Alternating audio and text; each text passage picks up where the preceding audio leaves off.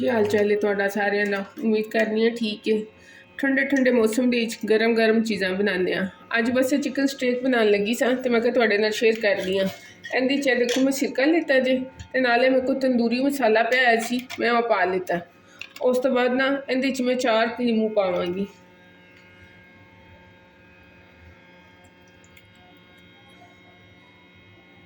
चार नींबू लैके तुसी ना इनू इहदे च निचोड़ लवो। और सुनाओ कैसियां सर्दियां गुजर रही हैं अजकल तुहाडियां। ਜਦੋਂ तक नींबू निचोड़ने चलो थोड़ी गपशप ही ला लेने। सर्दियां कैसियां जा रही हैं। चाह तो बड़ियां ठंडियां ठंडियां रही हैं, ज़बरदस्त वालियां। इतनी सर्दी लगती है कि बिस्तर चो निकलन के दिल नहीं करता। चलो खैर निकलना तो हैगा ही है। लो ए हो गया जी तैयार। तेनू चंदे मैं लसन पावांगी, तकरीबन 1.5 चम्मच पा लाँगी।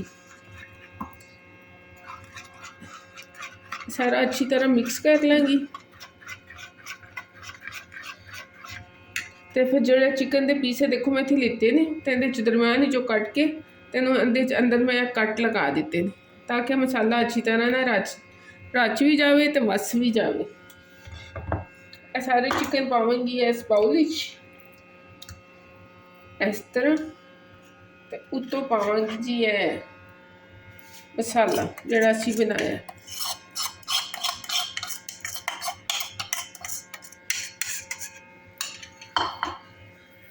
उस तो बाद जी देसी तरीका अपना हाथ करो जी इस्तेमाल, तो मसाले करो मिक्स।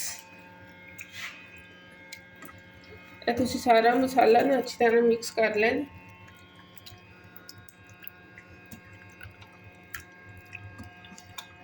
कि सारा मसाला अच्छी तरह थोड़े सारे चिकन के उत्ते लग जाए। तो इनू मैं तकरीबन घंटा रखांगी, तो उस तो बाद फिर मैं बनावांगी।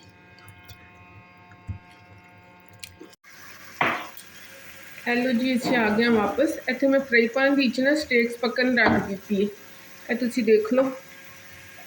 बस इन्हों मैं पकावांगी। थोड़ा जिना मैं तेल पाया सी ते बस इन पकन वास्ते रख दिता। बस ये जो हम सारियां पक जाएगियां तो फिर मैं तुहानू दिखावांगी। इहदे नाल ही मैं बना रही हूँ वैजिज भी। ये देखो मैं आलू कट के ते इनू उबलन वास्ते रख दिता। इन्हें 1 चम्मच नमक पाइए। इस साइज के आलू कटे ने इस तरह। फिर मैं उबलन वास्ते रख दिता। 1 चम्मच नमक पा के इन बस उबाल लेना। ये मेरा चिकन तकरीबन हो गया जी तैयार। तुसी देख सकते हो दोनों साइडों तो।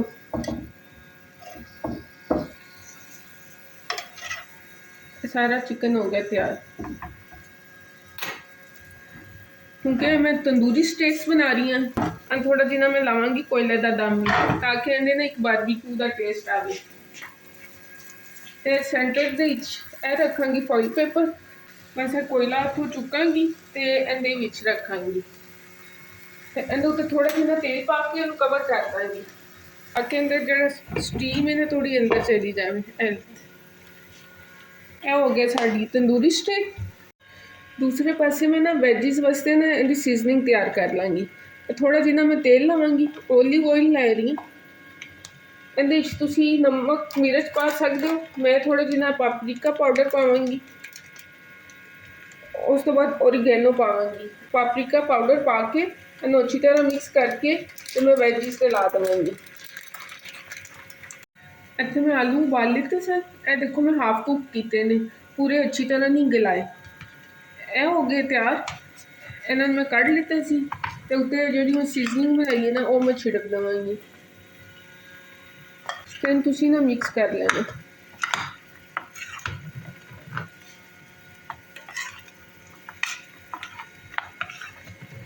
फिर मैं फ्रायर के पा के ना थोड़ा क्रिस्पी कर लवांगी।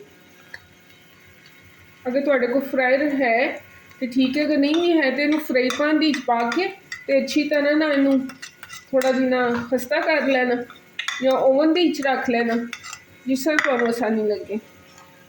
जिस मैं फ्राई पा दिता तो फ्रायर में चला दिता। फिर जो फ्रायर बंद होता है तो मैं तुहानूं दिखाती हूँ। ਹੈਲੋ ਜੀ, ਮੇਰਾ ਚਿਕਨ ਵੀ ਤਿਆਰ ਹੋ ਗਿਆ ਜੀ। ਇੱਥੇ ਮੈਂ ਗਾਜਰ ਹੀ ਕੱਟ ਲਿੱਤੀ ਸੀ ਤੇ ਇੱਥੇ ਮੇਰੇ ਵੈਜੀਸ ਵੀ ਤਿਆਰ ਹੋ ਗਏ ਨੇ। ਇਹ ਦੇਖੋ,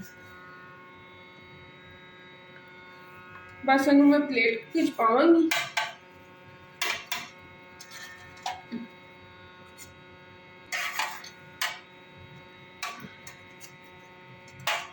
ਦੇਖੋ, ਸਾਡਾ ਮੀਲ ਹੋ ਗਿਆ ਜੀ ਤਿਆਰ। ਬਸ ਇਹਨੂੰ ਮਜ਼ੇ ਦੇ ਨਾਲ ਖਾਓ, ਆਪਣੀਆਂ ਦੁਆਵਾਂ ਵਿੱਚ ਯਾਦ ਰੱਖਣਾ ਤੇ ਰੱਬ ਰਾਖਾ। ਹੱਸਦਾ ਰਵੇ ਪੰਜਾਬ, ਸਦਾ ਵਸਦਾ ਰਵੇ ਪੰਜਾਬ।